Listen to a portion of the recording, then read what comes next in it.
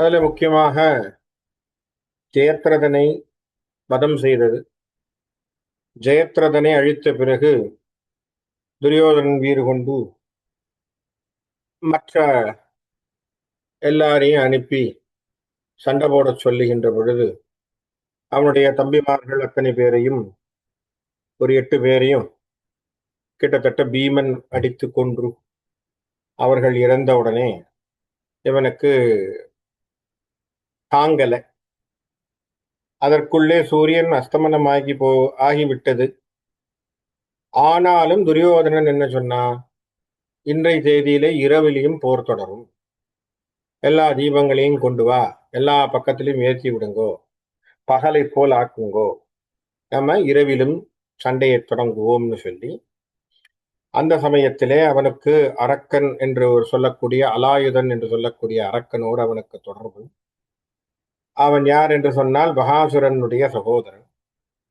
அவன் என்ன பண்றான், துரியோதனனுடைய கட்டளையை கேட்டு அவன் யுத்த பூமியிலே பல 100 அரக்கர்களை கொண்டு அந்த படைக்குள்ளே வந்து பாண்டவர்கள் படையை கலக்கச் செய்ய, அவர்களை கதி செய்ய, அவர்களை கொல்லுவதற்காக வரும்.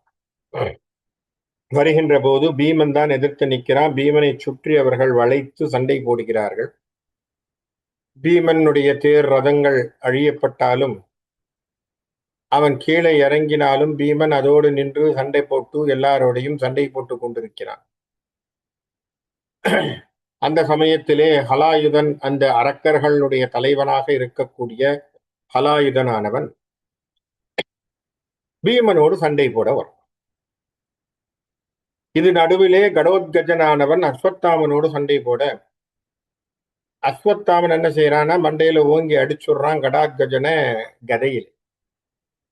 அவன் மூர்ச்சையாகி கீழே விழுகின்ற பொழுது கர்ணனை கூப்பிட்டு துரியோதனன் சொல்றான் அவனை கொல்லுங்கிறான். கர்ணன் சொல்றான் முடியாது, அவன் மூர்ச்சையாகி கீழே விழுந்தவனோட நான் சண்டை போட மாட்டேன், அது வீரம் இல்லைன்னு. அதுக்குள்ளே இங்க பீமன் செய்யக்கூடிய தாக்குதல் எல்லாம் அதிகமானவனே கடோத்கஜனும் விழித்து கொண்டு அப்பாவுக்கு துணையாக இங்க வந்துட்டான். அப்பாவோடு, அதாவது பீமனோடு அலாயுதன் சண்டை போடக்கூடிய ஒரு தருணம், அந்த இடத்திலே கடோத்கஜன் நுழையிறான். இப்ப அங்கிருந்து நம்ம பார்ப்போம். பரத்துவஜனுக்கும் உரிய கோத்திரி பரிச்சுடருடைய பேர்முனி குலோத்தமன் மரித்தனன் என தனி அயில் கொடு ஓச்சிய மணி சிறு பொறுப்பினை நிகர் கடோத்கஜன்.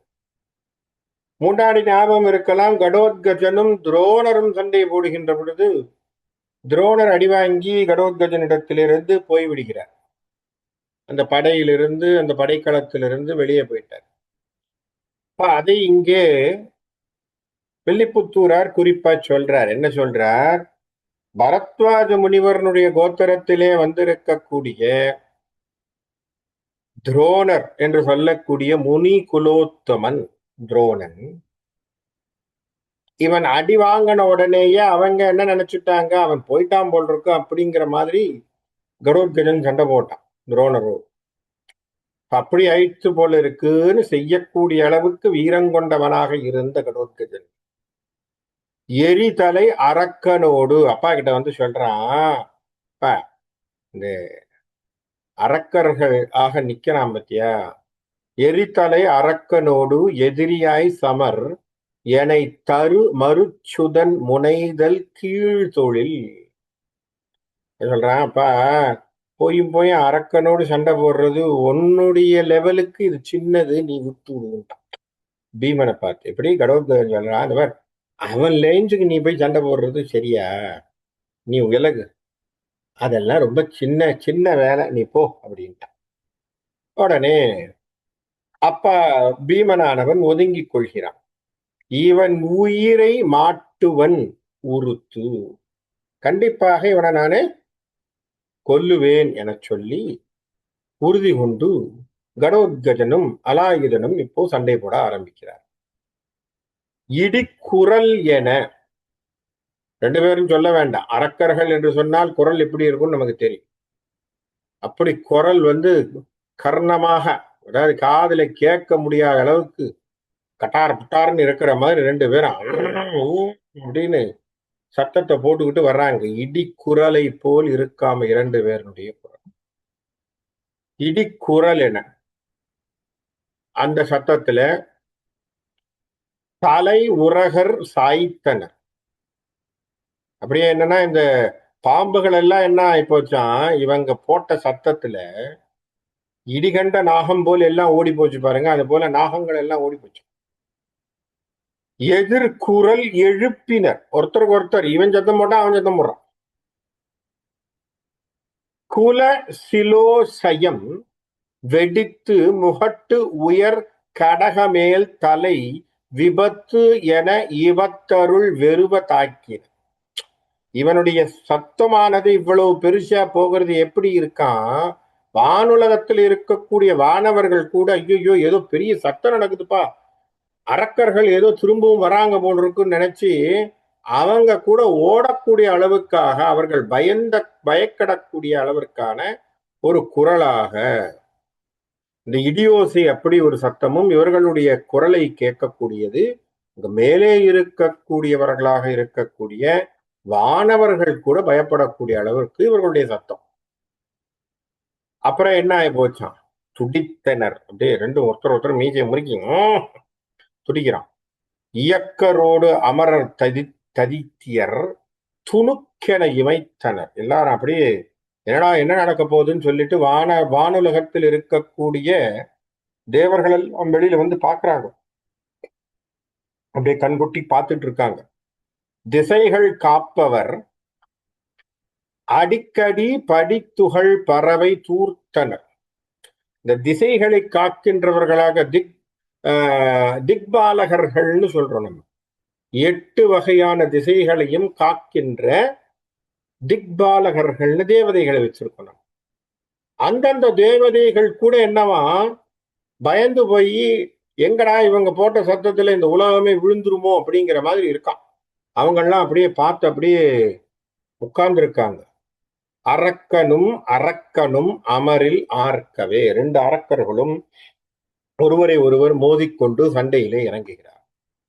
அப்படி ஆன சண்டையிலே இவர்கள் ஒருவரை ஒருவர் மோதிக்கொண்டு சத்தம் போட்டுக்கொண்டு என சத்தம் போட்டு 2 பேரும் வர்றாங்க. சத்தம் போட்டு கொண்டு வர என்ன நடக்குதான், எப்படியெல்லாம் செய்கிறாங்களா, சிரித்தனர்.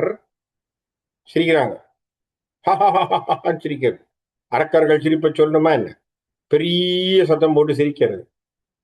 உருத்தனர், ஒருத்தர் அப்படி உருத்தி பாக்குறாங்க. அப்படியே கண்ணை உருட்டி பாக்குறது. அணுவின் மோட்டு உடல் சிறுத்தனர். உடனே என்ன பண்றான், டக்குன்னு உடம்ப குறைக்கிறான். இது மாய குணங்கள் தானே, அரக்கர்களை பொறுத்த வரைக்கும் மாய குணங்கள். மாய குணங்கள்னு சொன்னா என்ன, பார்க்கும்போது பெருசா இருக்கிற மாதிரி திடீர்னு சின்னதா போவானுங்க, திடீர்னு பெரிய உருவம் இருப்பாங்க, திடீர்னு இங்க இருப்பாங்க, அப்புறம் பார்த்தா அந்த இடத்துல இருப்பாங்க, திடீர்னு ஆளே காணாம போய் புகையா போவாங்க, எல்லாம் செய்வாங்க. ஏன்னா இது மாய குணங்கள் தானே, அவங்களுக்கு எல்லாம் அரக்கர்களை பொறுத்த வரைக்கும் மாய குணம். அப்ப என்ன செய்யறான், உடல் சிறுத்தனர், அப்படியே சின்னதா போச்சு. பெருத்தனர், பெரிய உருவமா எடுக்கிறான். மதனின் நோக்கினர், அப்படியே 2 பேரும் அப்படியே இருமா போட பாக்குறாங்க. எரித்தனர், திடீர்னு நெருப்ப கக்குறாங்க. இரித்தனர், அப்படியே பார்த்து அப்படியே பயமுறுத்துறாங்க. ககன மேற்பட எடுத்தனர், அப்படியே மேல இருந்து அந்த மழை பொழியிற மாதிரி படுத்தனர். படுத்தனர், அப்படியே 2 பேரும் கீழே விழுந்து புரண்டு சண்டை. புடவி கீழ்ப்பட முறித்தன. கிரி கொடு முடிகள், அங்க பக்கத்துல இருக்கிற மலைகள் எல்லாம் பிச்சு கிச்சு எல்லாம் சண்டை. சினை முறித்தன மரத்தன, மரங்கள் எல்லாம் தூக்கி அடிக்கிறான் துணிகளால். கடித்து உரித்தனர். துவக்கு உரம் நெறிய மேல் பழு ஒடித்தனர். அது மட்டும் இல்ல, இங்க கிடைக்குதோ அந்தந்த விஷயங்கள் எல்லாம் எடுத்து அடிச்சு சண்டை போடுறதுன்னு இப்ப அடிச்சாங்க. இழைத்தனர், அதனால 2 பேரும் சண்டை போட்டு என்ன ஆகி போச்சு, சோர்வும் போச்சு, 2 பேருக்கும் இழப்பு வந்துருச்சு. உருவம் வேர்க்கவே, ஒருத்தருக்கு ஒருத்தர் வேர்க்குது சண்டை போடுறதுல. ஏன்னா அந்த அளவுக்கு ஒருத்தர் அப்படி என்ன சொல்றது, உக்கிரகமாக இருவரும் சண்டை போட்டுக் கொள்கிறார். எல்லாத்திலும் இவன் என்ன செய்யறானோ அதுவும் அவனே செய்யறான், அவன் செய்யறது இவன் செய்யறான். அப்படி 2 பேரும் விடாமல் செய்து கொண்டிருக்கிறார் இந்த சண்டை. அப்ப அந்த சண்டையிலே இருவரும் இந்த நிலையிலே சமமாக செய்து கொண்டிருக்கிறார். யார் கையும் மேல போகல, யார் கையும் குறையில. அலாயுதனும் கடோத்கஜனும் சமமாக இருவரும் சண்டை போட்டுக்கொண்டு சமமாக இருவருக்கும் இழைப்பு வந்து சமமாக இருவருக்கும் வேர்த்து போச்சு. 2 பேரும் உட்காந்துருக்காங்க. இப்போ ஒரு கட்டம் வந்தாச்சு. கடோத்கஜன் பார்க்கறான், சரி அலாயுதனை இனிமே வச்சிருந்து பிரயோஜனம் இல்லை, அதனால அவனை கொன்னுடணும்னு தீர்மானம் பண்ணிடு. அதனால என்ன ஆச்சு, அவன் டிசைட் பண்ணி அவன் அடிக்கிறதுன்னு தீர்மானம் பண்ணி அவன் செயல்ல இறங்குறான். அப்போ அதனுடைய சமாச்சாரங்கள், அலாயுதனை கடோத்கஜன் அடிக்க போறான், என்ன பண்றான் அப்படிங்கிறத பார்ப்போம். அத அவனுடைய விஷயங்கள் எத்தனையுமே சிலைப்படை, வயிற்படை, தெளியும் வாட்படை, திறர் பல படை கல வலிமை காட்டியும். கையில இருக்கக்கூடிய அம்புகளோடு அடித்துக் கொண்டார்கள். கையிலே வேல் வைத்திருந்தார்கள், வேலோடு வேல் முத்தி மோதி அதை செய்து கொண்டார்கள். அதுக்கப்புறம் வளைகின்ற வாள், அந்த வாளை வச்சு சண்டை போட்டு, இந்த வாழ் படையோடையும் சண்டை போட்டு அவர்கள் பல பல படைக்கலங்களை காட்டி அவரவர்களுடைய வலிமையை காட்டிக் கொண்டார்கள். வளைபட வளைத்து மல் வலிமை காட்டியும். அது மட்டும் இல்லாம கையில எந்த ஆயுதமும் இல்லாத போது 2 பேரும் மற்போரும் செய்து கொண்டார். மற்போர்னா என்ன, விரசலிங்கும் பண்றாங்க, பாக்ஸிங் பண்றான், விரசலிங் பண்றான். வயத்தோடு செய்ய புய வலிமை காட்டி, ஒருத்தருக்கு ஒருத்தர் எப்படி புஜ வலிமை இருக்குங்கிற மாதிரி அந்த அளவுக்கு ஃபோர்ஸையும் காட்டுறான். உலை படு கணர் சினம் முதிர் கடோர்கஜன். இதெல்லாம் பண்ணி கொண்டு இருக்கும் போது கடோத்கஜனுக்கு கோபம் வந்துட்டு, ஏன்னா ஏற்கனவே அவனுடைய பிள்ளை போயிட்டான், நம்ம பார்த்தோம் போன தடவை. அவனுடைய பிள்ளையை கொண்டுட்டாங்க, அதுவும் வேற, அவனுக்கு கோபம் இருக்கு. அதனால் அந்த சினத்திலே அவன் என்ன பண்ணுகின்றான், உடற்றிய அறக்கரை ஒருவர் போல் பொறுத்த அலைபடை அரக்கனது உயிரை மாய்த்தான். இப்ப என்னாச்சு, அலாயுதன் என்று சொல்லக்கூடியவனை, அந்த அரக்கனை, அவன் எதிரிலே நின்று எதிர்த்து போர் செய்யக்கூடியவனை வலிமையுடைய தன்னுடைய ஆயுதங்களினால் அடித்து அவன் உயிரை எடுத்து விட்டான். அவனை கீழே தள்ளி தொடைகளை திருகி அவனை கீழே தள்ளி அவன் உயிரை எடுத்து விட்டான், அலாயுதனுடைய உயிரை கடோத்கஜன். அப்போ கடோத்கஜன் அவனுடைய உயிரை கொன்று விட்டான். அப்ப அலாயுதன் இறந்து போவான். அப்ப அலாயுதனை வச்சுத்தான் துரியோதனன் சண்டை போடுறது பெருசான்னு நினைச்சுக்கிட்டு இருந்தான். இப்போ அலாயுதன் மாண்டு போனான். இப்ப என்ன ஆகி போகுது, துரியோதனுக்கு கை உடைஞ்ச மாதிரி. ஏன்னா அவன் எதெல்லாம் எதிர்பார்க்கிறானோ அதுல இருக்கக்கூடியவர்கள் எல்லாம் வழிபடுகிறார்கள். ஏன்னா அந்த அரக்கரை வச்சு பாண்டவர்களை அன்னைக்கு தீர்த்துடலான்னு அவன் நினைச்சான். கடோத்கஜன் வந்து இறங்கி அவன் அடிக்க ஆரம்பிச்ச உடனே இவனால இப்ப எதுவும் செய்ய முடியல, அலாயுதன் இறந்து போனான், மாண்டு போனான். இப்ப என்ன பண்றது, இவன் அலாயுதனை அடிச்ச உடனே வானில் உள்ளவர்கள் எல்லாம் இவனை வாழ்த்துறாங்க. எப்படியா, புறத்தினை எரித்தவர் கையிலை மாகிரி புயத்தினில் எடுத்த இசை புனை பராக்கிரமன் வரத்தினில் வனத்திடை திரியும் நாள் சில மனிதரோடு எதிர்க்கவும் வயிரி ஐக்கிலன்.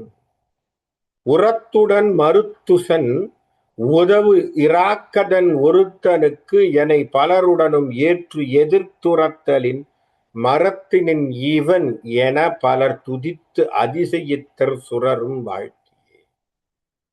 அப்படி அலாயுதனை கொன்றதை எப்படி வாழ்த்துகிறார்களாம். இந்த இடத்துல ராமாயணத்தினுடைய ஒரு செய்யுளை ஒரு இடத்தை மேற்கோள் காட்டி இங்க அழகாக வில்லி ஒரு இடத்தை சொல்றார். என்ன சொல்றார், திரிபுரத்தை எரித்தவனாக இருக்கக்கூடிய சிவபெருமான், அந்த சிவபெருமான் அமர்ந்திருந்த கைலைமாய் மலையை தன்னுடைய புஜத்திலே தூக்கியவனாக இருந்த ராவணேஸ்வரன், பராக்கிரமசாலி ராவணன். அவ்வளவு பெரிய பலசாலியாக இருந்த ராவணன் என்ன சொல்லிட்டான், வரம் கேட்கும் போது என்ன பண்ணிட்டான், எல்லாராலையும் தனக்கு எதிர்ப்பு இருக்கக்கூடாதுன்னு சொல்லிக்கிட்டே வந்தவன் ஒன்ன மறந்துட்டான். ஏன்னா அவங்க கேட்கிறாங்க இவர்களால் என்று சொல்லுகின்ற பொழுது, இத்தனை பேரை சமாளிக்கிறேன், இவனால என்ன பெரிய பாதிப்பு வந்துரும்ட்டான். அதாவது அவனை அரக்கர்கள் ஒன்றும் செய்யக்கூடாது, தேவர்கள் ஒன்றும் செய்யக்கூடாது, யாரும் பண்ணக்கூடாதுன்னு சொல்லும் பொழுது ஒரு கேள்வி வருது, மனிதர்கள்னு கேட்கிறாங்க. இவங்களை சமாளிக்கிற மனிதர்களை சமாளிக்க முடியாதான்னு ராவணேஸ்வரன் நினைச்சுட்டான். அதனால தான் அவதாரம் எப்படி வந்தது? ராமனும் லக்ஷ்மணனும் மனித ரூபத்திலே வந்து அந்த ராவணேஸ்வரனை வதம் செய்தார் இல்லையா? அப்போ அது போல என்ன காரணம்? நம்ம எதிர்பார்க்காத விஷயங்கள் நடந்தது சில சமயம். அப்போ அதே போல இந்த இடத்துல என்ன ஆச்சு? அலாயுதன் எவ்வளவு பெரிய வீரா பராக்கிரமசாலியாக இருந்து எத்தனையோ பேரை அடிச்சாலும் கடைசியில என்ன ஆகி போச்சான்? பீமனுடைய பிள்ளை வந்து தாக்குவான்னு அவன் எதிர்பார்க்கல, இறந்தது. அதனாலே அவன் இறந்து போனான். அப்போ யார் யாராலே எப்படி இறப்பார்கள் என்று யாராலையும் சொல்ல முடியாது.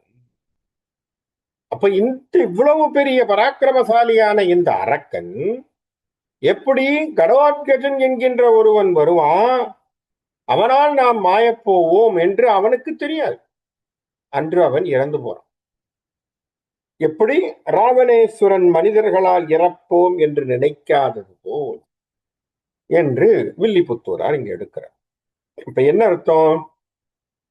பெரிய வீரர்களாக இருந்தாலும் முடிவு காலம் வருகின்ற பொழுது யாரும் எப்படியும் வாழக்கூடியது நடக்கத்தான் செய்யப்போம். ஆகவே யாராலையும் இதை தீர்மானம் பண்ண முடியாது என்பதுதான் இங்க நமக்கு சொல்லக்கூடிய ஒரு கருத்து. அதை சொல்லி வில்லி சொல்றார்.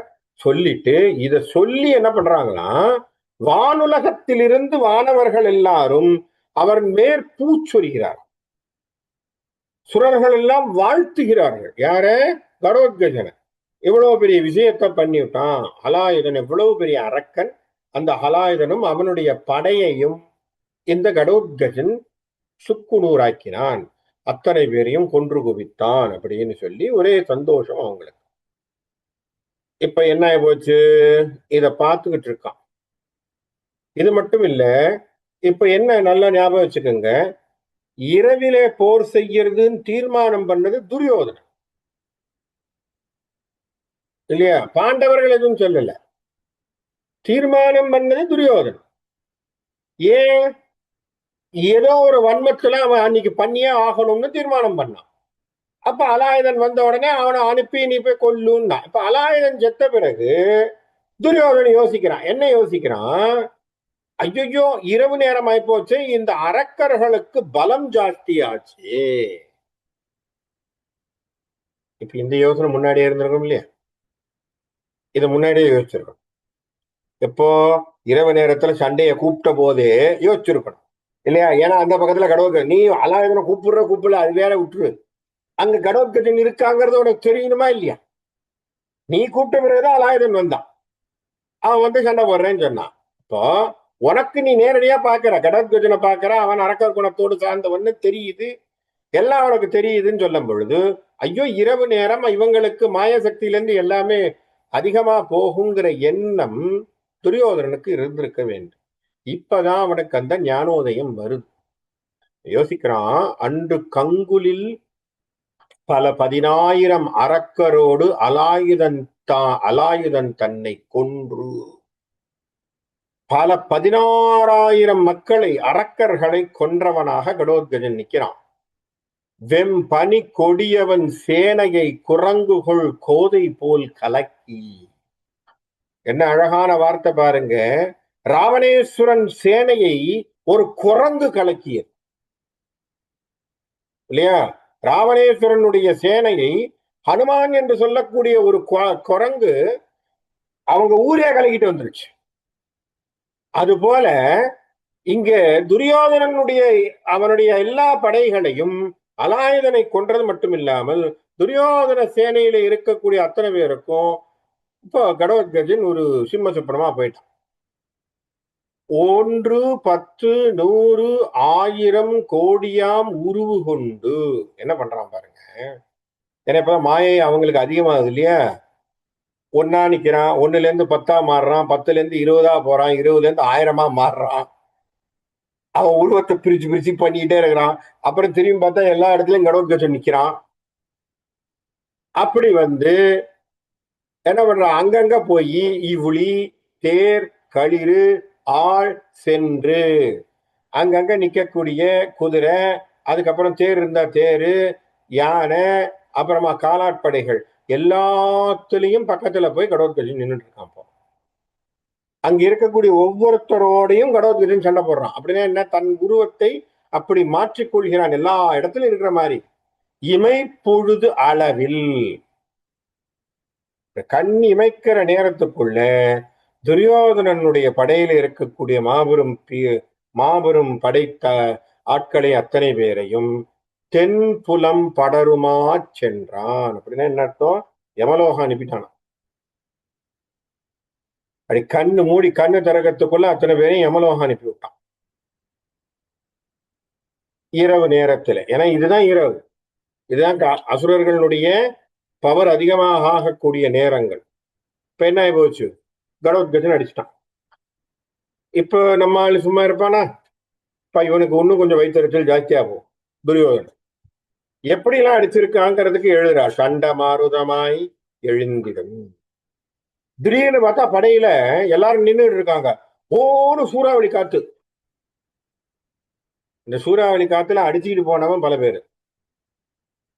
கடோத்கஜன் பண்ணுவான், திடீர்னு சூறாவளி காத்தா மாறும். ஒரு கால் ஒரு சமயம் சலதியாய் எழுந்திடும் ஒரு கால். அப்படின்னா பார்த்தா திடீர்னு பாத்தீங்கன்னு வைங்க, போர்க்களத்துக்கு நடுவுல பெரிய அலையெல்லாம் சமுத்திரம் மாதிரி வரும். ஏன்னா இதெல்லாம் நம்ம பார்க்கணும். காரணம் என்னன்னா, இதெல்லாம் அவர்கள் மாயையில் சிறந்தவர்கள் என்பதை நாம் புரிந்து கொள்ள வேண்டும்.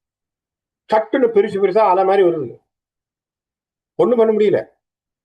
சுச்சோ எங்கப்பா, எங்கேருந்து திடீர்னு போர்க்களத்து நடுவுல, குருட்சேத்திர நடுவுல எங்கடா பெரிய பெரிய அலையில வருதுன்னு எல்லாரும் பார்த்தா அதுல அடிச்சிட்டு போற மாதிரி 4 பேர் போறான். ஒரு கால் கொண்டலாய் உதகம் பொழிந்துடும் ஒரு கால். திடீர்னு ஒரு அப்படியே நின்றுட்டு இருக்காங்க, மேல இருந்து மழை அப்படியே ஓடு கொட்டுது மேல அவங்க மேல. இவங்க எதிரே பார்க்கல, போர்க்களத்துல நடுவுல மழை பெஞ்சா எப்படி இருக்கும், ஓடு.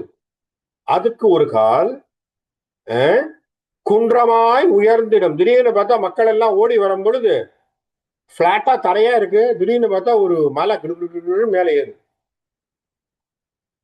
மலை மாதிரி நிக்கிறான், மலையா நிக்குது. ஓடி வந்தவங்களுக்கு என்ன தெரியும், வழி தெரியாம போயிடும். அப்படி ஒரு கால் மண்டு பாகவனாய் எரித்திடும் ஒரு கால். அப்படியே திடீர்னு பார்த்தா நெருப்ப கக்கக்கூடிய சூரியனை போல் அப்படியே எரிக்கக்கூடியதா ஒரு கால். இருளாய் ஒரு கால். திடீர்னு பார்த்தா அவ்வளவு தீப்பந்தங்கள் அத்தனையும் வச்சிருந்தாலும் ஒரே கும்மிருட்டு, ஒருத்தனுக்கு பக்கத்துல இருக்கிறது யாரும் தெரியல, அந்த அளவுக்கு இருட்ட கண்டு கொடுத்துடுறான். பண்டு தன் வள்ள மாயைகள் பலவும் பற்றினன் மாருதி பயத்தோ. அப்படி கடோத்கஜன் பல வகையிலே மாயங்களை செய்து அந்த படையிலே இருப்பவர்களை கலக்கி நிறைய பேரை தோல்வி உறச் செய்து புறமுதுகு காட்டி ஓடச் செய்து மாளச் செய்து சாகடிச்சான். அப்ப இந்த மாயை அவனுக்கு என்ன ஆகுது, இரவு நேரங்களிலே அவர்களுக்கு மாயை அதிகமா வர்றதுனால மாயை செய்ய ஆரம்பிச்சுட்டான். இப்ப நம்ம ஆளுக்கு இது கஷ்டம். யாருக்கு, துரியோதனன்.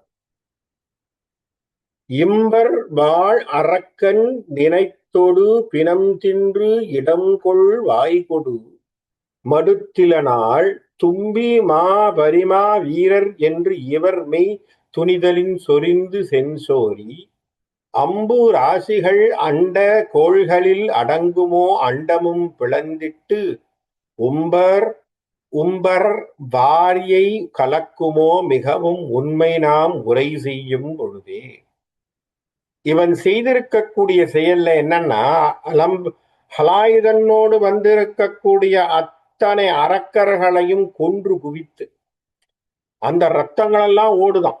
அப்படி அவன் செய்திருக்கக்கூடிய பராக்கிரமசாலி. அது மட்டும் இல்ல, அதோடு வந்திருக்கக்கூடிய வீரர்கள் பல பல வீரர்கள், படையிலே சேர்ந்தவர்கள் எல்லாரும் விழுந்து அப்படியே அந்த இடமே செஞ்சேரா கிடக்குது. அந்த குருகுலத்துல ஒரு மூலையில அப்படி செஞ்சேரா கிடக்குது.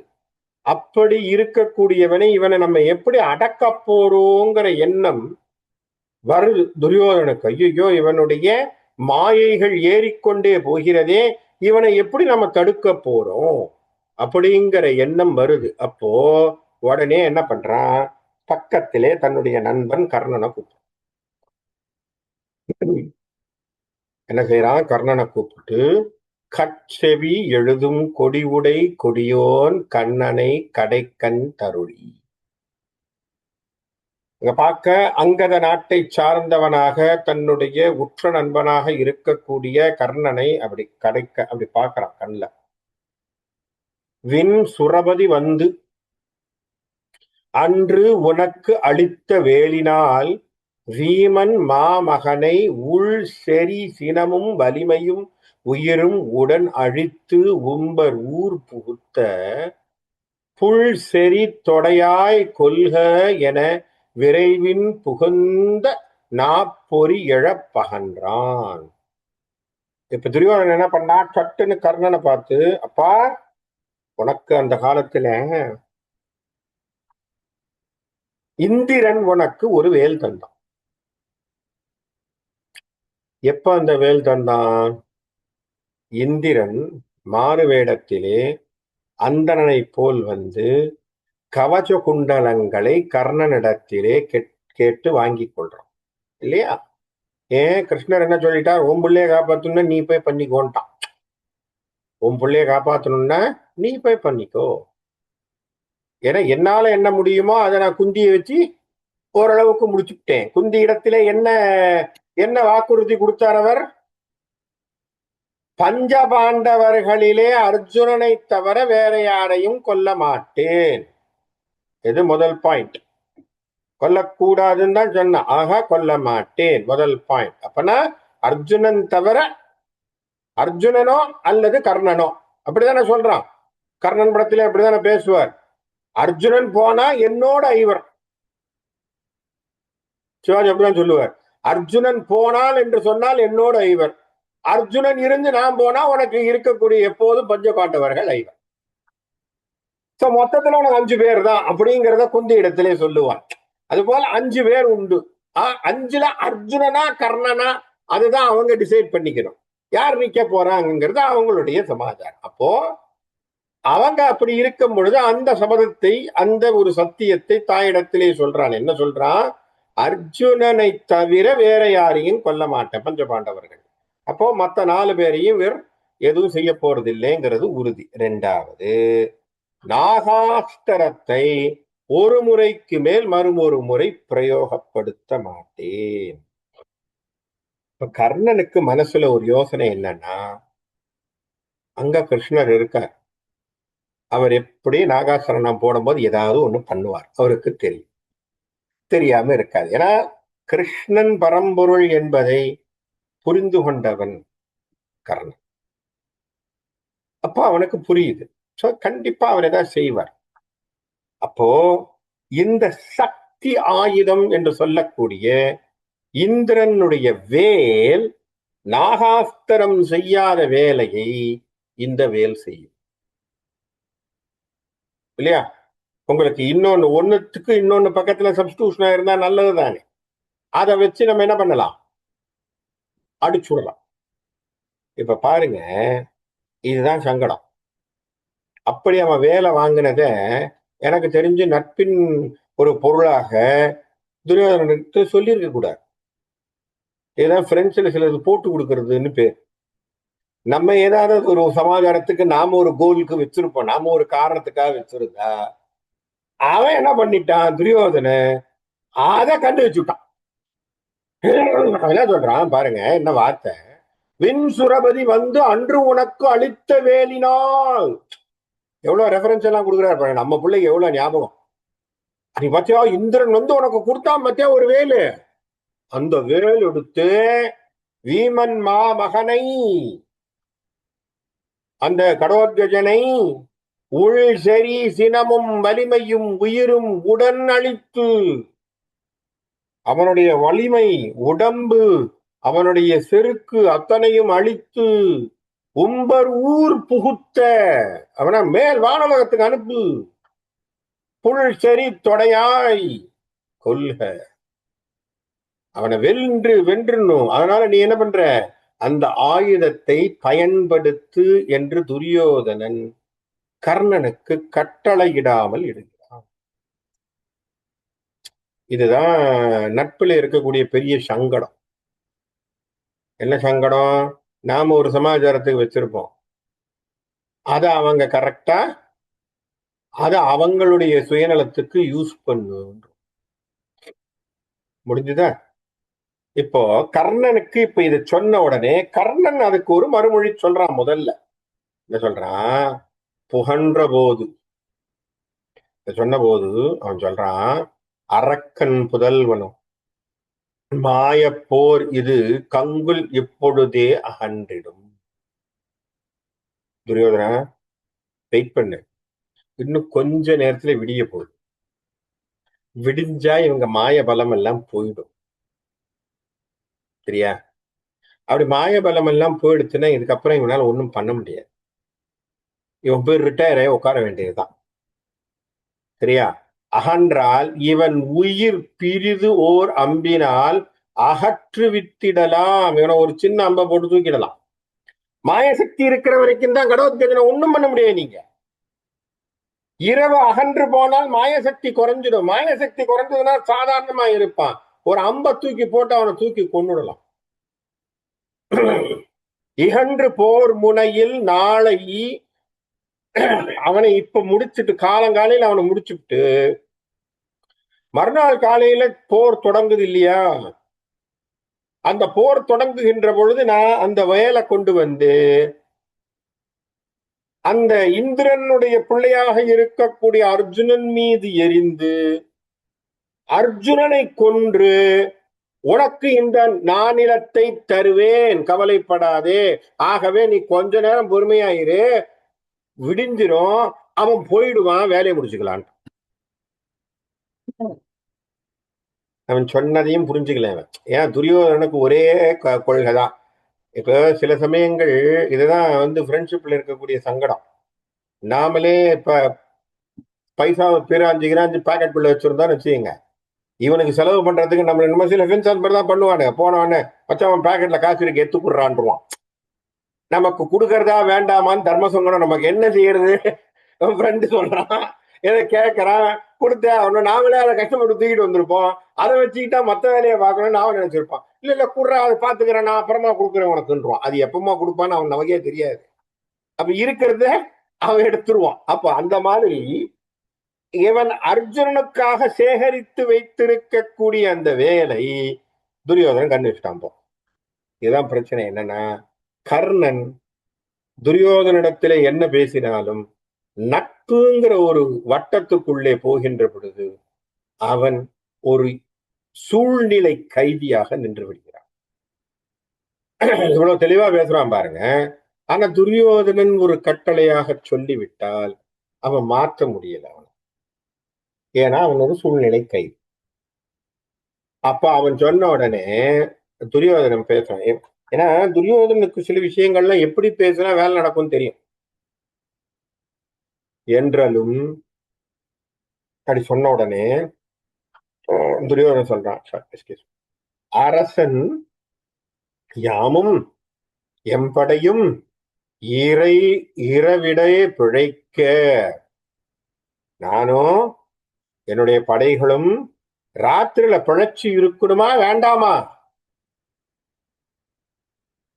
நீ இன்னும் விடிஞ்ச பிறகு அவனுக்கு சக்தி குறையுங்கிற விடியறதுக்குள்ளேயே என்ன அவன் கொண்டுட்டான்னா எப்படி பாருங்க. அப்படி போட்டான். நீ இவனை கொன்று போர் பொருது சிலை விசனையும் கொல்லுதி என மனம் கொதித்து கன்றலும் அவ்வே. நீ இப்பவே அவனை கொல்லு, அப்புறமா விஜயனை கொல்லலாம். நீ முதல்ல இப்ப கொல்லுன்ட்டான். இப்ப என்ன போச்சு? முதல்ல நட்பின் காரணமாக அவன் ரிக்வஸ்ட் வச்சான். முதல்ல கேட்டது என்ன? ரிக்வஸ்ட். என்ன ரிக்வஸ்ட்? உங்ககிட்ட இருக்கே, அதை பிரயோகப்படுத்து. ரிக்வஸ்ட். இப்ப ரிக்வஸ்ட் இல்ல, ஆர்டர். ஏன் ஆர்டர்? அங்க தேசம் துரியோதனனுடைய அரசாட்சிக்கு கீழே இருக்கக்கூடிய சின்ன தேசம், சிற்றரசர்கள். அப்ப அரசனா நின்று அவன் ஒரு கமாண்ட் கொடுக்கும் போது நீ கேட்டுத்தான் ஆகணும். அப்ப அவன் என்ன சொல்லிட்டான், நீ போடுன்ட்டான். நானும் என் படையும் பழைக்கணும் ராத்திரியில, நான் அவனை கொன்னாதான் சரி, போடு. அப்ப என்ன பண்றான், வேற வழி இல்ல, அவ்வேல் அக்கணத்து அவன் மேல் கால வெண்சூலம் ஒத்த எரிந்தான். அப்ப வேற வழியே இல்லை, அவன் அதை பிரயோகப்படுத்த வேண்டியதாக போய்விட்டது. அந்த சக்தி அஸ்திரத்தை எடுத்து தூர எரிஞ்சான் கடோத்கஜன் மேல். தென்றலும் நிலவும் நிகரெனத் தன்னை சேர்ந்தவர் இழைப்ப எலாம் தீர்ப்பான். எப்பேற்பட்டவனா எரிஞ்சவன், தென்றலும் நிலவும் நிகரென தன்னை சேர்ந்திருக்கக்கூடிய துரியோதனன் நட்பின் காரணமாக அவனுக்கு நல்லது செய்ய வேண்டும் என்பதற்காக தென்றலை போல், நிலவை போல், அவனுக்கு குளுமை தருவனை போல் அவன் வேண்டிய விஷயத்தை செய்வதற்காக கர்ணன் தனக்கு இருந்த ஒரு பலமான அஸ்திரத்தை கடோத்கஜன் மீது ஏவி இழந்தான். இல்லையா? இப்ப he has no other choice. நல்ல ஞாபகம் வச்சுக்குங்க, அர்ஜுனன் கிட்ட இவன் என்ன கணைகள் போட்டாலும் அவன் பதில் கொடுப்பான். எக்ஸப்ட் அர்ஜுனனுக்கு ஒரே ஒண்ணுதான் அவனுக்கு ஆப்போசிட். என்னது? நாகாஸ்திரம் மட்டும்தான். இல்லையா? அர்ஜுனனுக்கு நீங்க எதை போட்டாலும் அவனை அடிப்பான், ஈக்குவலா அடிப்பான். அர்ஜுனன் நிக்கக்கூடிய, ஸ்தம்பித்து நிக்கக்கூடிய ஒன்றே ஒன்று நாகாஸ்திரம். இப்ப பிரச்சனை என்ன, கடைசியில இவன்கிட்ட இருந்த மற்றொரு அஸ்திரம் இப்ப போயாச்சு, இவனுக்கு நாகாஸ்திரம் மட்டும்தான் இருக்கு. அந்த நாகாஸ்திரமும் ஒரே ஒரு முறைதான் பிரயோகிக்கப்பட வேண்டும். எப்படி போய் இக்கட்டா போய் மாட்டிச்சு பாருங்க, அவனுக்கு லாக்கான மாதிரி போச்சு. சரி, என்ன செய்யறது? எரிந்த வேல் பகைவன் மார்பகம் தொலைத்திட்டு உள்ள போச்சு.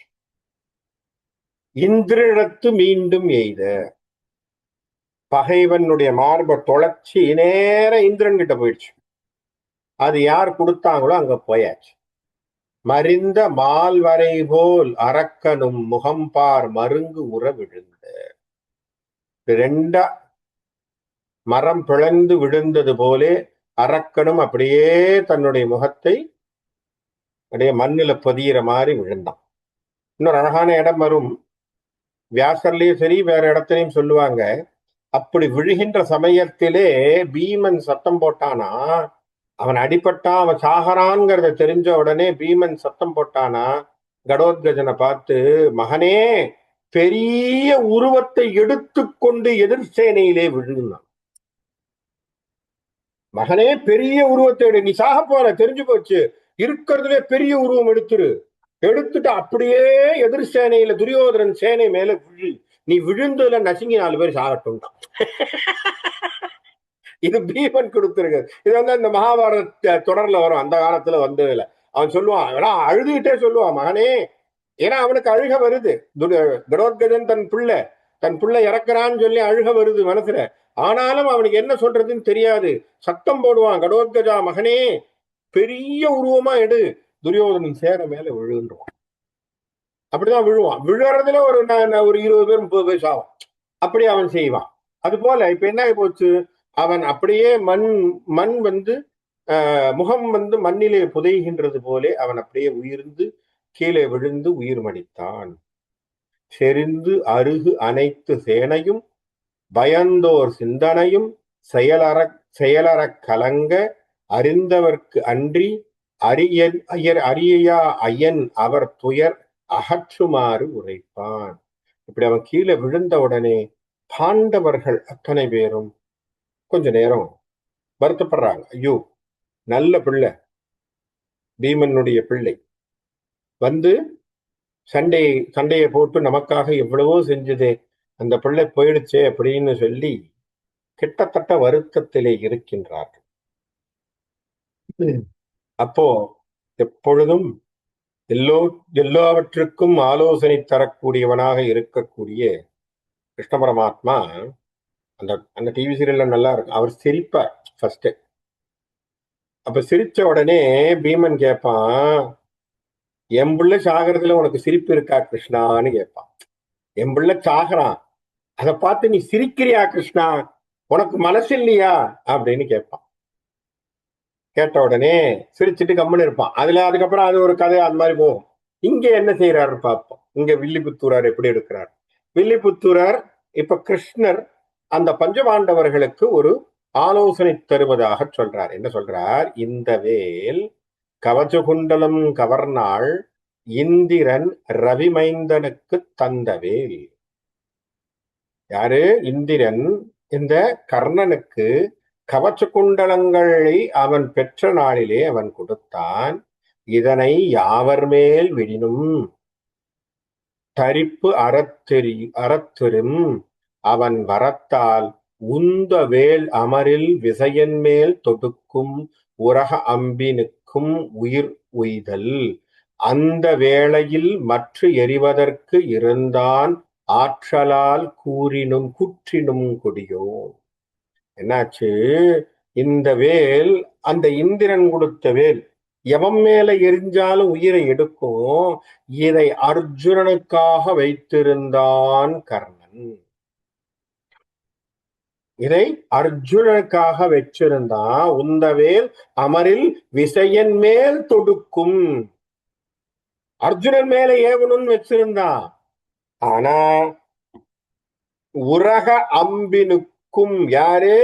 துரியோதனன், உரக கொடியை கொண்டவனாகிய துரியோதனனுடைய வற்புறுத்தலால் அவன் உயிருக்கு பயந்ததால் உயிர் உயிர்ந்தால். அதனால என்ன, ஐயோ நான் உயிர் போயிடும், நான் போயிடுவேன், படையில் இருக்கிறவன் செத்து போயிடுவோம், ஆகவே இவனை கொல்லுன்னா. அப்ப அவனை உயிர் பிச்சை கொடுக்கறதுக்கு என்ன பண்ணிட்டான், அந்த வேளையில் மற்ற எறிவதற்கு இருந்தான். அதனால என்ன பண்ணிட்டான், இலக்க மாத்தி விட்டான், கடோத்கஜன் மீது எரிந்து விட்டான். அலப்படையவனும் அநேகம் ஆயிரம் போர் அரக்கருக்கும் வெளியுமாறு அடர்த்தோன் உழப்பு அடையும் தான் உய்யவும் அரசன் உரைத்ததால் ஒற்றினான் இவன் மேல் வலம்பட முனையில் இன்று உமக்கு அவனி வழங்கினான் கண்ணனே என்றான் குலபட அரவின் முடியின் மேல் நடித்து கூத்துடை கோவியர் கூத்தன். யார் அவன் அப்படின்னா, இத சொல்லிட்டு அழகா சொன்னார். அழகான வார்த்தையை கிருஷ்ணன் சொல்றார்.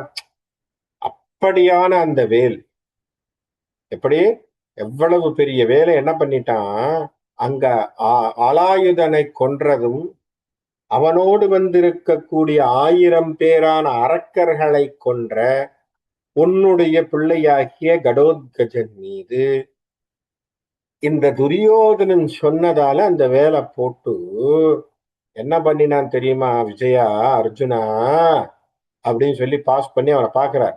எல்லாரும் பஞ்சபாண்டவர்கள் எல்லாம் அவனை பாக்குறாங்கன்னு வச்சுப்போம். இப்படி சொல்லக்கூடிய வார்த்தையை பாருங்க. கிருஷ்ணர் என்ன சொல்றாருன்னு பாண்டவர்கள் இருந்து எல்லாம் பாக்குறாங்க. கடோத்கஜன் மேல வேலை போட்டான் பாத்தியா? ஆமா, பார்த்தனால என்ன நடந்தது தெரியுமா அர்ஜுனா, பஞ்சபாண்டவர்களே, என்ன உங்களுக்கு அவன் பூமியை கொடுத்து விட்டான்டா, நீங்க ஜெயிச்சுட்டீங்கன்ட்டான். எப்படி நீங்க ஜெயிச்சிட்டீங்க, அழகா சொன்னா, வலம் பட முனையில் இன்று உமக்கு அவனி வழங்கினான். கொடுத்துட்டான்டா, இன்னைக்கு அவனுக்கு பூமியை கொடுத்துட்டான். யாரு? கர்ணன் உனக்கு கொடுத்துட்டான். நீ வெற்றி. என்ன காரணம்? கர்ணனிடத்திலே இந்த கவசத்தை எடுத்த பிறகு அவனிடத்திலே இருக்கக்கூடிய சக்தி ஆயுதம் போயிடுச்சுன்னா அர்ஜுனா இனிமே உன்னை கொல்றதுக்கு வழி கிடையாது, முடிஞ்சது. அப்ப இனிமே உனக்கு யாரும் சேலஞ்சே கிடையாது, இனி உனக்கு ஜெயந்தான். ஜெயத்தினால இந்த விஷயத்தை கர்ணன் கொடுத்து சக்தி ஆயுதத்தை கடோத்கஜன் மீது பயன்படுத்தி கர்ணன் உனக்கு அவனி வழங்கினான், டிக்ளரேஷன் கொடுத்தான். கிருஷ்ணன் போச்சுடா, உனக்கு பூமியை கொடுத்துட்டான், உனக்கு வெற்றி, போங்கடா, இனிமே என்னடா உங்களுக்கு சந்தோஷம். இப்ப இதுக்கு மேல என்ன சொல்ல முடியும்? மனசுல வருத்தம் இருந்தாலும் ஒரு வகையிலே தர்மனுக்கும் மற்றவர்களுக்கும், அர்ஜுனனை தவிர தர்மனுக்கும் பீமனுக்கும் அந்த அஸ்வினி குமாரர்கள் வழியாக வந்த நகுல சகாதேவர்களுக்கும் இது பெரிய ஆறுதலாக இருக்கும். யோசிச்சு பாருங்க, அந்த சக்தி ஆயுதம் அர்ஜுனனை தாக்கி இருந்தால் இல்லையா, சக்தி ஆயுதம் அர்ஜுனனை தாக்கி இருந்தால், அர்ஜுனன் இறக்கின்றான் என்று வைத்தால் போர் செய்ய முடியுமா? பஞ்சபாண்டவர்கள் யாரும் செய்ய முடியாது, யாருமே பக்கத்தில் நிக்க முடியாது, எல்லாருக்கும் ஒரு ஒரு விதத்துல ஆட்டம் கண்டிருப்பாங்க. அப்போ இது டைவர்ட் ஆனதுல கர்ணன் உனக்கு நல்லதுதான் செஞ்சிருக்கான், உனக்கு நாட்டை கொடுத்து விட்டான். அப்போ வலம்பட முனையில் இன்று உமக்கு அவனி வழங்கினான், கொடுத்துட்டான், உனக்கு நாட்டை கொடுத்துட்டான், நிலத்தை கொடுத்துட்டான் கண்ணனே என்றான். கர்ணனே உனக்கு திரும்பி நாட்டை வாங்கி கொடுத்துட்டான் போ. தர்மனும் மருத்தும் அடல் மருத்துவரும் தந்தவர் மருத்துவான் மகனை பெருமையும் வலிமையும் நல்வினை பயத்தால் வெற்றோம் என உரத்தழுவி. உடனே என்ன பண்றாங்களாம், மற்றவர்கள் அத்தனை பேரும் அர்ஜுனனை கட்டி தழுவுகிறார். அர்ஜுனனை கட்டி தழுவி அப்படியே அருமையிலே பார்த்து, ஆனாலும் புத்திர சோகம் இருக்கத்தானே செய்யும். கடோத்கஜன் அவ்வளவு பெரிய மகன் போயிட்டா அப்படிங்கிற அருமையின் அளித்த மகவுடை சோகம் ஆற்றி மனசுல அந்த சோகத்தை கொஞ்சம் ஆற்றிக்கொண்டு அங்கு கொஞ்சமாக உவகையார் ஆயினர். கொஞ்சம் மனசுல கொஞ்சம் கவலையை குறைஞ்சது. என்ன, அர்ஜுனனுக்கு இனி ஆபத்து இல்லை. அர்ஜுனனுக்கு ஆபத்து இல்லைன்னா யாருக்குமே ஆபத்து இல்லைன்னு அர்த்தம். அது ஞாபகம் வச்சுக்கோங்க. ஏன்னா அர்ஜுனனுக்கு ஆபத்துனா மத்த எல்லாரும் அடி வாங்குவாங்க. அர்ஜுனனுக்கு ஆபத்து இல்லைன்னா எதுக்கா இருந்தாலும் அர்ஜுனன் இனிமே நின்றுடுவான். அவன் முதல்ல போய் நின்றுடுவான். நின்றுட்டான்னா வேலை முடிஞ்சு போச்சு. அவன் ஒருத்தர் இருந்தா முதல் அவன் பின்னாடி பீமன் நின்னா போடும், மேலேயே முடிஞ்சு போச்சு. போர்ல வேற யாரும் எந்த போரையும் செய்ய வேண்டிய அவசியம் இல்லை. நகுலனோ சகாதேவனோ உங்களுக்கு தர்மனோ கூட போர் செய்ய வேண்டிய அவசியம் இல்லை. ஏன்னா இவங்க ரெண்டு பேருமே வேலையை முடிச்சுட்டு வந்துருவாங்க. ஆக அவ்வளவு ஸ்ட்ராங்காக இருக்கக்கூடியவர்கள். ஆகவே அர்ஜுனனை எல்லோரும் ஆற தழுவி கொண்டார்கள் அப்படியே ரொம்ப சந்தோஷத்துல. மற்றபடி கொஞ்சம் கடோத்கஜன் இறந்ததும் அவர்களுக்கு கொஞ்சம் கஷ்டமா இருந்தது. இப்போ கர்ணன் கையில இருந்த சக்தி ஆயுதம் போயாச்சு, கடோத்கஜன் இறந்து போனா உடனே துரியோதன் என்ன பண்றான், தோணரை கூப்பிட்டு, பப்பார் ராத்திரி ராத்திரியா படையோட போய் அந்த அர்ஜுனன் மற்ற எல்லாரையும் கொல்லணும், போங்க போங்கன்னு முடுக்கி விடுறான். இராவன் படுபோர்க்களம் என கிடந்த இந்த வெக்களத்திடை மீண்டும் அரா உயிர் துவசன் அணையால் வரிவில் ஆரியன் அணி கினியுடன் போய் விராடனும் யாகசேனனும் முதலாம் வேந்தரோடு எதிர்த்து அமர் மலைந்து தராதிபர் பலரோடு இருவரையும் சரங்களால் சிரங்களை தடித்தான். இப்போதான் பிரச்சனை என்ன ஆரம்பமாகுது. துரியோதனன் என்ன பண்ணா, இப்ப அவனுக்கு இருந்த இதுல அவனை முடுக்கி விட்டதுனாலே அவன் சண்டைக்கு போறான். சண்டைக்கு போகின்ற பொழுது விராடன், விராடன் யாரு, அந்த விராட பருவத்திலே அவர்களுக்கு அடைக்கலம் கொடுத்த ராஜா விராடனும் சரியா. இந்த பக்கத்துல யாரு, யாகேசன் என்று சொல்லக்கூடிய துருபதனும், திரௌபதியினுடைய அப்பா. இவர்கள் ரெண்டு பேரும் சண்டை போட்டுக் கொண்டிருக்கிறார்கள். துரோணர் போய் இவர்கள் இருவரையும் கொன்று விட்டார். சரியா. துரோணர் என்ன பண்றார், துரோணாச்சாரியார் அவங்க ரெண்டு பேரையும் கொண்டுட்டார். விராடனையும் துருபதனையும் கொண்டுட்டார். இப்ப என்ன ஆக போகுது, துருபதனை கொன்ற பிறகு துரோணருக்கு சாவுங்கிறது ஒண்ணு வந்து ஆகணுமே இல்லையா. துரோணருக்கு கதை முடியணுமே. எத்தனை நாள் துரோணரும் இருப்பார் சேனாதிபதியா, அங்கேயே அங்கேயே சுத்திட்டு இருக்க முடியாது இல்லையா. இதை கேட்ட உடனே திருஷ்டத்யும்னனுக்கு கோபம் வருது. அவன் நேரா போறான் துருபதன் மடிந்த எல்லையில். அவங்க அப்பா தலை தனியா உடம்பு தனியா துண்டிச்சு கிடக்கக்கூடிய இடத்துல வந்து நின்னுகிட்டு திட்டத்தூய்மனன் வெகுண்டு உளம் சுட போய் அப்படியே மனசு வெம்பி போய் இருபதம் அரசர் முடி கமல் முனியை என்று வஞ்சினம். எப்ப பார்த்தாலும் என்ன பண்ற, அரசர்களை கொன்றிருக்கக்கூடிய முனிவரா நீ அப்படின்னு சொல்லி பெரு பகை முனையில் எந்தையை என் முன் பொன்று வித்தனை உனை நாளை நிருபர் எதிரே நின் மகன் காண நீடு உயிர் அகற்றுவன். எப்படி நான் இருக்கும் பொழுது, நான் நின்று கொண்டிருக்கும் பொழுது என்னுடைய அப்பா தலையை வெட்டினியோ, அதே போல் நாளைக்கு உம்புள்ள அஸ்வத்தாமன் பார்க்க ஒன்ன கொல்லுவேன். அப்ப சபதம் செய்து கொண்டிருக்கிறான். யாரு? திருஷ்டத்வன் சபதம். அப்ப அவன் மனசுல வந்திருக்கக்கூடிய கோபத்திலே அவன் துரோணருக்கு சொல்லிட்டான். ஏன்னா நீ முனிவருங்கிற பார்வையில நீ என்ன பண்ணிட்ட? சண்டை போட்டு கொன்னுட்ட அப்படின்னு. இப்ப இத பார்த்துக்கிட்டு இருக்கக்கூடிய விஜயன், அர்ஜுனனுக்கு கோபம் வந்துட்டது. ஏன்னா ஒரு வகையில மாமனார் அடி வாங்கி செத்துட்டாரு இல்லையா? துருபதன் இதுதானே மாமனார் தானே திரௌபதியினுடைய அப்பா.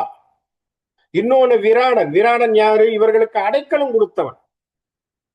அஜ்ஞான வாசத்திலே விராடன் அடைக்கலம் கொடுத்தான். இன்னொன்னு விராடன் இவனுக்கு சம்பந்தியும் கூட. அவன் பிள்ளையத்தான கல்யாணம் பண்ணி கொடுத்திருக்கான். அஸ்வத்தாமனை தானே சார் கல்யாணம் பண்ணி கொடுத்திருக்கான். அஸ்வத்தாமன் இவன் அபிமன்யுவை திருமணம் செய்து கொடுத்திருக்கானா இல்லையா? அபிமன்யுவை திருமணம் செய்து கொடுத்திருக்கான் விராடனுடைய பொண்ணுக்கு. அப்போ கிட்டத்தட்ட அவன் சம்பந்தி மாதிரி.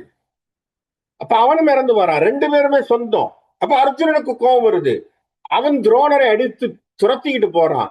மாமனை மகுடம் துணிந்தனை எவரும் வணங்கும் தாழ்முனி என வயிர்த்தது. காமனை அழகும் கந்தனை விரலும் கவர் வெங்கார்முக வீரன் சோமனை வகிர்த்து செய்தனை வெண்முனையத் தொடைகளால் கரும்பு சூழ் கமழ் தாமனை முதுகு கண்டனை முனனம் தயத்தனை முதுகிடத் தக்கோன். எப்படி அந்த காலத்துல காமன் அந்த சிவபெருமான் தவத்திலே இருக்கின்ற பொழுது சிவபெருமானுடைய தவத்தை கலைத்து காமன் தன்னுடைய காம கணைகளை அந்த சிவனின் மீது போட வேண்டும் என்று நினைத்து அந்த சிவன தவத்திலிருந்து கலக்கின்ற பொழுது சிவனுடைய நெற்றிக்கண் திறந்து அவன் சுட்டு சாம்பலா போறான். அதுபோல இப்ப கோபம் வந்துட்டது அர்ஜுனனுக்கு. இப்ப அவன் துரோணரை ஆச்சாரியன் எல்லாம் பார்க்கல. என் வாத்தியாரு என்னுடைய ஆசிரியர்னா பார்க்கல. ஏன்னா துரோணர் செய்த தவறு. கோவம் வந்துட்டு. ஏன்னா அவனுடைய மாமா இன்னொரு பக்கத்துல அவனுடைய சம்பந்தி கொன்னதுனால கோவம் வந்து அடிக்க ஆரம்பிச்சிட்டான். எப்படி எப்படி அவன் சிவபெருமான் பார்த்தானோ அதுபோல் கோபக்கணைகளை கொண்டு அடித்தது போல் அந்த கோபத்தை கொண்டது போல இவனும் கோபத்தோட அடிக்கிறான், தாக்குறான் அர்ஜுனன். அதனால என்ன ஆகி போச்சான்? துரோணர் கிட்டத்தட்ட தப்பிச்சோம் பிழைச்சோன்னு ஓடிட்டார் அர்ஜுனன் கிட்ட இருந்து. சரியா? அர்ஜுனன் கிட்ட இருந்து அவர் என்ன ஆகி போச்சு? புறமுதுகு காட்டி ஓடி விட்டார். துரியோதனன் சும்மா இல்ல, அவன் போய் என்ன பண்றான்? சண்டை போடுறதுன்னு போறான். அவன் போய் நின்று யாரோட சண்டை போடுறான்? சாத்துகியோடு சண்டை போடுகின்றான். தூத்து அகி குலமும் மால்வரையும் குலமும் பகர் இவ குலங்களும் புகழ காத்து அகிலமும் தன்குடை நிழல் படுத்தும் காவலர் நீதியை கடந்தோன் சேர்த்து அகில் புழுகு சந்தனம் கமழும் திருப்புயத்து அணிந்தரும் திருத்தார் சாத்தகி முனை சென்று அம்முனைக்கு ஆற்றாது அரி எதிர் கரி என தளர்ந்தான். நேரா போனா போய் சண்டை போடுறதுக்குன்னு போய் நின்னா சாத்தகி இடத்துல நிக்க முடியல. சாத்தகி அடிக்கிற அடியில துரியோதனன் தப்பிச்சோம் பிழைச்சோன்னு ஓடுறான். துரியோதனனுடைய தேர் எல்லாம் போகுது. அனைவரும் ஒருவர் போல் உடைந்து அவனோடு வந்திருக்கக்கூடிய அத்தனை பேருடைய தேர்கள் போச்சு. அனைவரும் ஒருபோல் உடைந்து அவனி ஆளுடை அரசோடு அமரில் துணை வரு தடன் தேர் துரகதம் களிறு முதலிய யாவையும் தோற்று. இப்ப துரியோதனன் ஏறி வந்த தேர், அந்த குதிரை, அந்த மக்கள், அந்த யானை எல்லாரும் தோற்று போய் விழுந்தார்கள். சாத்திகையோட சண்டை போட முடியல. நினைவு அரு விரலோர் தனித்தனி நெருக்கி நின்றுழி துறக அனைவரும் கழற்கால் கொப்பளம் அரும்ப ஆசரை பாசரை அடைந்தார். அப்படியே என்ன பண்றதுன்னு தெரியல, தப்பிச்சோம் பிழைச்சோன்னு ஓடி சிலர்லாம் என்ன பண்ணிட்டாங்க? ஓடி போய் தன்னுடைய பாசறைக்குள் போய்விட்டார்கள். கூடாரத்துக்கு ஓடிவிட்டான். துரியோதனும் இங்க அடி வாங்கி அவனும் என்ன பண்ணிட்டான்? ஐயோ இங்க நம்ம நிக்க முடியாதுன்னு சொல்லி அவனும் தன்னுடைய பாசறைக்குள் போய்விட்டான். இரவு நேரத்திலே போரை அறிவித்தவன் துரியோதனன். இரவு முடிய கூட இல்லை. அடிவாங்கிறதுனால என்ன ஆகி போச்சு? பாசறைக்கு ஓடிவிட்டான். அப்ப சாத்தியகியை எதிர்கொண்டு அவனால் சண்டை போட முடியவில்லை. சாத்திகியோடு அவன் நின்று அவனுடைய தேர் முதலியவைகளை இழந்தவனாக, அவனோடு வந்த படை வீரர்கள் பலரும் உயிரிழந்தவர்களாக இருந்ததனால அடிபட்டவர்கள் பாதி பேரு திரும்பவும் ஓடிப்போய் பாசறையிலே போய் பதுங்கி கொண்டார். இப்போ இவ்வளவு நேரம் சண்டை போட்டதுனால, இரவு முழுக்க சண்டை போட்டதுனால சூரியன் மெல்ல உதிக்குது. சூரியன் தோற்றம் செய்தல்ங்கிறான். என்ன அர்த்தம்? சூரியன் உதிக்கின்ற நேரம் வந்தாச்சு. அது வரைக்கும் சண்டை போட்டிருக்காங்க அன்னைக்கு. 14ஆம் நாள் போர் தான் இரவு வரைக்கும் போன போர். அப்போ முற்பொழுது ஒரு பொன் திகிரியில் மறைந்து தாழ்வர முள் ஏறி முகத்தினில் அற்பொழுது அடைந்த 1000 சுடரும் அநேக 100,000 சுடராய் நற்பொழுது இது என யாவரும் வியப்ப நாகர் ஆலயம் வலம் புரிந்து பிற்பொழுது அவற்றை கவர்ந்து சென்று உதயப் பிறங்கலில் பிறங்கினன் பெரியோன். அப்போ ஒரு சமயத்துல என்ன ஆச்சா, தன்னுடைய கிரணங்களை சுருக்கி கொண்டு அப்படியே மறைந்து போன அந்த சூரியன் இப்பொழுது என்ன பண்றான், ஒரு சின்ன ஒளியை காட்டி அந்த சின்ன ஒளியிலிருந்து 1000 சுடர்கள் அநேக 100,000 சுடர்களாக வெளிவிட்டு வெளியே வந்து எல்லோருக்கும் இது நற்பொழுதுன்னு காட்டிச்சான். எப்படி?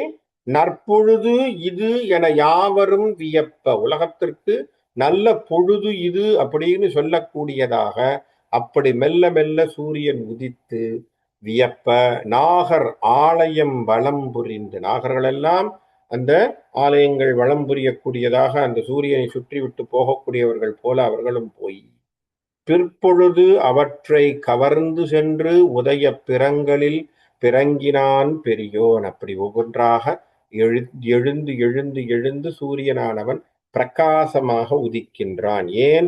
இரவு நேரம் முழுக்க சண்டை போட்டிருக்காங்க அன்னைக்கு, கிட்டத்தட்ட விடியிற சமயம். அதனால்தான் கர்ணன் அப்பவே சொன்னான், இன்னும் கொஞ்ச நேரத்துல விடிய போதுடா, விடிஞ்சதுன்னா அவன் மாயை போயிடும், மாயை போயிடுச்சுன்னா அவனே இறங்கிடுவான், இறங்கின பிறகு அவன் மேல ஒரு அம்பை போட்டு கொன்னுட்டான்னா ஈஸி, நீ இதை கேட்காதேன்னு சொன்னா இவன் கேட்கல, என் உயிர் போயிடும் இப்பவே போடுன்னு சொல்லி பிடிவாதம் பிடிச்சு அவன் கையில இருந்த அந்த சக்தி ஆயுதமும் போயாச்சு. போனதால கர்ணன் பண்ணதுனால என்ன அழகான நன்மையை பண்ணிவிட்டான். கண்ணன் என்ன சொன்னா, கிருஷ்ணர் அழகாக சொல்கிறார், கர்ணன் உனக்கு நிலத்தை கொடுத்து விட்டான், வெற்றியை உனக்கு தந்து விட்டான். இனி உனக்கு யாரும் அவனுக்கு என்ன சொல்றது, பை டிஃபெக்டோ அவனுக்கு ஆப்போசிட்டே இப்ப இனிமே கிடையாது. There is zero. எல்லாருமே காலி. அப்ப என்ன அர்த்தம்? துரியோதனன்ல இருந்து யாருக்கும் பலம் கிடையாது. கிருஷ்ணருடைய ஒரே கணிப்பு பாருங்க, கிருஷ்ணருடைய ஒரே கணிப்பு பாருங்க, கர்ணன் கையிலே இருந்த சக்தி ஆயுதம் போயிட்ட உடனே என்ன வார்த்தை சொல்றாரு, நீ ஜெயிச்சுட்டேன்ட்டாரு. தீர்மானம் ஆகி போச்சா? ஏன்னா அது வரைக்கும் அவனுக்கு ஒரு சாய்ஸ் ஒன்று இருந்தது, நல்ல ஞாபகம் வச்சுக்கோங்க. ஏன்னா he had a choice. What is the choice? அந்த சக்தி ஆயுதத்தை அர்ஜுனன் மீது அவனால் பிரயோகிக்க முடியும், பிரயோகித்தால் அர்ஜுனன் வதைபடுவான், அது ஆன்சர். ஆனா அதை மடைமாற்றம் செய்யக்கூடியதாக துரியோதனனுடைய வற்புறுத்தலினாலே அவன் கடோத்கஜன் மீது அதை பயந்ததுனால இனி வெற்றி உனக்குன்னு. அப்ப இவர் டிசிஷன் எடுத்துட்டார். இது ஆரம்பத்தில் டிசிஷன் எடுத்தவர் தான், ஆனா கன்க்ளூசிவா சொல்லிட்டார், இனிமே உனக்கு அப்போசிங் எந்த டிஃபென்ஸும் கிடையாது, அவங்க கீழே இருக்கக்கூடிய எந்த மெக்கானிசமும் இனிமே செயல்படாது, அவ்வளவுதான், மற்றதெல்லாம் நமக்கு ஈஸியான விஷயம்னு சொல்லி முடிச்சுட்டார். இப்படி சூரியன் தோன்றி அந்த துரியோதனும் மற்றவர்களும் தோற்று போய் பாசறையிலே போய் விழுந்ததோடு அன்ற 14ஆம் நாள் போர் ஆனது, போர் சருக்கம் முடிவுறுகிறது. இனி வரக்கூடியது 15ஆம் நாள் போர் சருக்கம். 15ஆம் நாள் போர் சருக்கத்திலே துரோணரை கொல்லக்கூடிய போர். சரியா? துரோணரை சாகடிக்கணும். ஏன்னா அதான் சாகடிக்கிறேன்னு திருஷ்ட தூய்மன் சொல்லிட்டான். என்ன சொல்லிட்டான்? உன் புள்ள அஸ்வத்தாமன் எதிரில் உன்னை வெட்டுறேன்ட்டான், வெட்ட போறேன்ட்டான், முடிஞ்சு போச்சு. இப்ப அஸ்வத்தாமன் பார்க்க அவனை கொல்ல போறான் அப்படின்ட்டான். உன் மகன் பார்க்க உன்னை கொல்றான், அதுங்கிறதா சபதம். அதை நாளைய போரிலே அஸ்வத்தாமன் முன்னிலையிலே எப்படி திருஷ்டத்யும்னன் அந்த செயலை செய்ய போறார் அப்படிங்கிறத வரக்கூடிய கிளாஸ்ல பார்ப்போம். இன்றைக்கு இந்த 14ஆம் நாள் போர் சறுக்கு முடிஞ்சதுன்னு சொல்லி இன்னைக்கு இதோடு நம்ம இந்த இடத்துல நிறுத்திக்கிறோம். நன்றி, வணக்கம்.